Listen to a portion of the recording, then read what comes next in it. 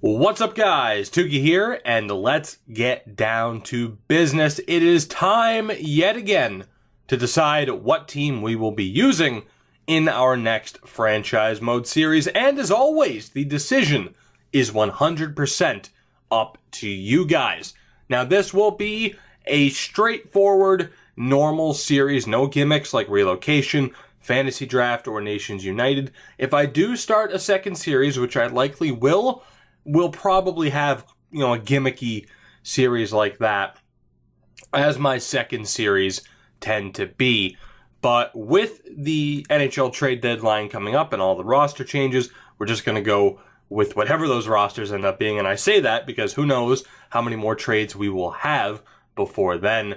Now, rather than having a series of polls leading up to the day that we actually start the new series, we're deciding what team we are using in this series right here and right now. It is a two-part poll, basically. So first things first, we need to pick a conference. Now, I would suggest waiting until the end of the video to vote, but there's nothing stopping you from voting right now. So to vote on the conference, East or West, it is pretty simple. To vote on the conference, click the icon in the top right-hand corner, and to decide the team that we'll actually use, there is a poll linked in the description below. So again, icon to vote on the conference and poll to pick the team. So if the Eastern Conference wins, the highest voted on team from the East is who we will use.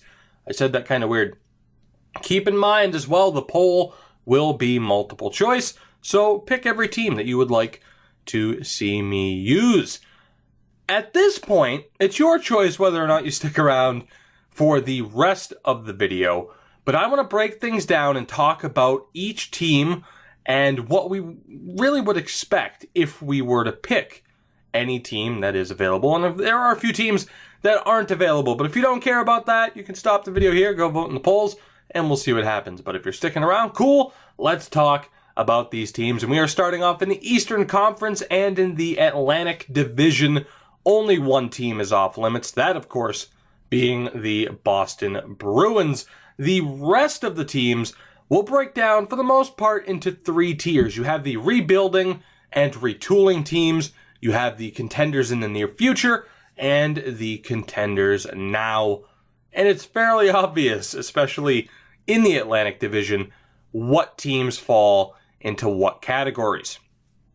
For the rebuilding and retooling category, we have the Detroit Red Wings, as it looks like their playoff streak is finally coming to an end. And if we were to pick them, we would have to deal with the aftermath of that and some pretty terrible contracts to turn the Red Wings back into the yearly contenders that they've been for so long. And while they do have some strong pieces like Anthony Mantha, Dylan Larkin, and Mrazek in net, we have some tough contracts to handle, like Franz Nielsen, for example, as well as an aging core, Zetterberg and Kronwall, that need to be phased out. So they would probably be our biggest challenge in that division. For the contenders in the near future, those that aren't in rebuilding mode, but they're still either a few pieces away or they need to wait for their prospects to fully develop, the teams that aren't yet favorites to win that division title year in and year out, but if managed properly, their time will be coming up soon. I won't name the pieces that each team has because it's fairly obvious who each team has, but you have the Buffalo Sabres, the Florida Panthers, the Toronto Maple Leafs, and the Ottawa Senators in this category, although with the Alex Burrows trade, maybe Ottawa should be knocked back a category. What a dumb decision that was. Oh my god. But we'll talk about that more. I will have a video coming up talking about the trade deadline moves, all of them. Rather than just talking about like Ben Bishop now or the Shattenkirk deal now, I'm just going to wait until it's all said and done. So keep an eye out for that as well. But in the Atlantic Division, getting back on topic, that leaves us two teams who, if healthy and playing at the top of their game, are clearly the top teams in the Atlantic at the moment, that being Montreal and Tampa Bay. Even with the departure of Ben Bishop, the Lightning are still in a great spot due to their high-end talent. Of course, Stamkos, Hedman on defense. Whether or not we'd be able to hold on to all those players. Kucherov, Palat, Tyler Johnson is another question and could provide a bit of a challenge. And with Montreal, of course, you have the best goaltender in the world. You still have Shea Weber, young pieces like Gallagher and Galchenyuk. An interesting team. So in summary, you do have quite a few options from the Atlantic, 2 favorites, numerous contenders, and one team that is a borderline rebuilding project.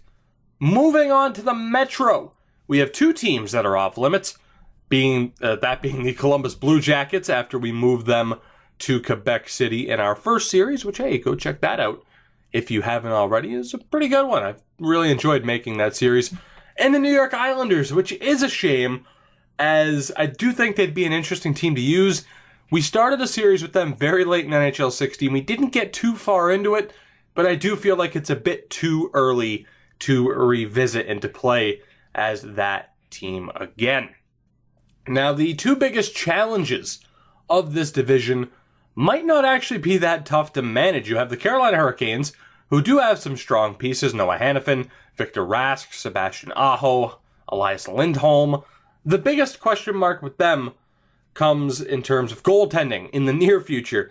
Yeah, you have Cam Ward-Nedelak at the moment, which isn't great, but if Alex Nedeljkovic doesn't turn into a strong goalie, you could have trouble. On the flip side, you have the New Jersey Devils. The goaltending is more than satisfactory with Corey Schneider guarding the cage. Offensively, the future's bright, but aside from Taylor Hall, who's, in fairness, is only 25, the future is young. The big question for the Devils is defense now and for the future. So 2 interesting challenges there. But you do notice that neither of those situations would be too bad, and that is simply due to the strength of the Metro division. That's the biggest challenge. Being in a division with a handful of the NHL's best teams, that is the biggest challenge for Carolina and New Jersey. But to me, those 2 teams are in a better situation than the likes of Detroit, although they're not quite in the Toronto category of being close to, really close to being contenders. And that brings me to the Philadelphia Flyers, who aren't quite in the Toronto category, but they're definitely not in the true contenders bracket like a Montreal or a Tampa due to their goaltending.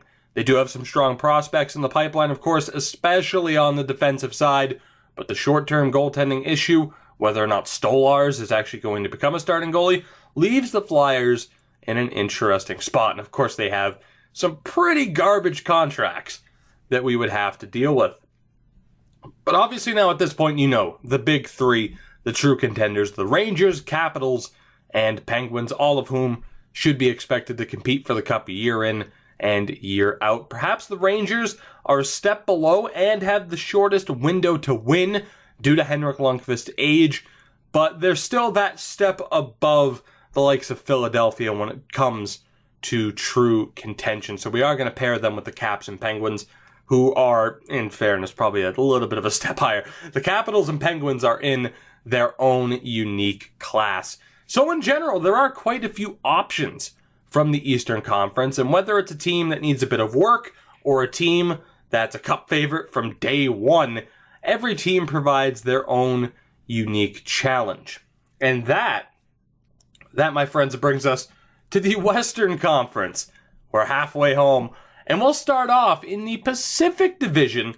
The only team that's off the table is, of course, the Vancouver Canucks, who we had plenty of success with in NHL 16.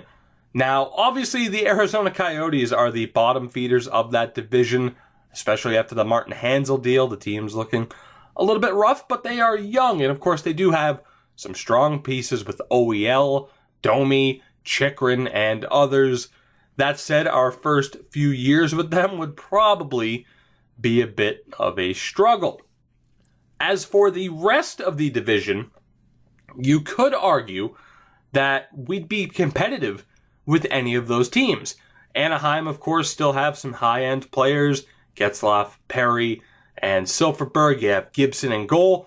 Our biggest issue with the Ducks might be the cap crunch, thanks to some interesting contracts. I won't say terrible, I'll say interesting, like the Ryan Kessler deal, for example.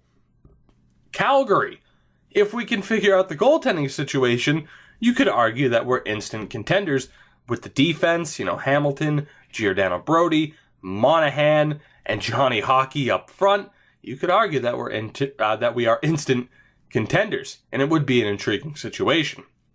The Edmonton Oilers, maybe not contenders in the first year, but any team with Connor McDavid on it would be competitors, true cup contenders year in and year out for the majority of that series. The LA Kings, it goes without saying that they'd be contenders from day one. The San Jose Sharks, the cup window, of course, is still open, with Thornton and Marleau still active on the roster, but even once they retire, you do have a strong crop of offensive players that should be ready to take their place. So while the talent level as a whole might be a slight step below the Metro, the Pacific Division would be a dogfight for the first few seasons, really regardless of who we choose. So it might be interesting to pick a team from there. But that, of course, brings us to the Central. And my God, the fun we would have in the Central. Two teams are off limits, though, the St. Louis Blues and the Minnesota Wild. Now, we used both teams in gimmicky playthroughs, a fantasy draft and Nations United. But again, we are going to keep them out of the voting just because those two series are so recent. So starting off here with the Dallas Stars, who would probably be considered the most difficult team to take control of, at least in this division, due to the lack of goaltending and squad depth. But with Sagan, Benn, Klingberg, it's tough to not call them contenders from day one. Obviously, they are in a pretty decent spot. It would just take a little bit of tinkering. Then you have the Colorado Avalanche. That is the same story. Goaltending is a big question mark. But if Matt Duchene is still there, and I say that because he might get traded, if Landeskog is still there, because who knows if he will actually be on the Avs at this point, you have those two with the likes of Tyson Barrie. Those are great pieces to build the team around. And with youngsters like Rantanen and Tyson Jost, the future's looking pretty bright. That brings us to the Winnipeg Jets. Of course, great talent throughout the lineup. Our success may just depend on Connor Hellebuck's progression. Obviously, Scheifele, Laine, Byfuglien, Trouba, and the core makes the Jets a strong contender. The Nashville Predators, goes without saying, they would be contenders, especially if Pekka Rinne plays at his best. The team is there. They might not be cup favorites, but they are contenders. And, yeah, that, of course, brings us to the guaranteed cup contender, the Chicago Blackhawks. Jonathan Toews, Patrick Kane, Crawford Keith, you know the names. The main challenge would be, much like the challenge they have in real life, keeping the bottom six and the third defensive pairing competitive while properly balancing the cap thanks to the likes of Toews and Kane's contract. So as you can tell, much like the real NHL season this year, the odds of us ending up with a competitive team from the start of the very first season is pretty high. It's just a matter of how we manage that team, whether or not certain prospects progress or don't, whether or not certain players underperform. All of that said, though, the choice is up to you guys. So if you haven't already, vote for the conference by using the icon poll. Vote for the teams you'd like to see. Of course, using that poll in the description. As I said, it's multiple choice. So vote for any team you would like to see me use. And we'll be starting up that new series within a few days of the real life deadline, just to make sure I can get all the deals in place and maybe make some final tweaks and adjustments to some potentials and overalls. But in the meantime, we still have a little bit of a ways to go with the two ongoing series. And hell, if people want to see those continue for a little bit while longer, we'll do that too. I don't really care. I'm still having fun with those series, of course. But with the nearly daily trades in the NHL as we head to the deadline, the intrigue over using these new rosters will be very high. But this video's gone on long enough, almost 15 minutes into it, I do believe. So as always, guys, I do thank you for the support. I am looking forward to this new series, and I imagine if you're listening to me right now, you feel the same way. So support the video, support the channel, support me, damn it, and I will see you guys soon.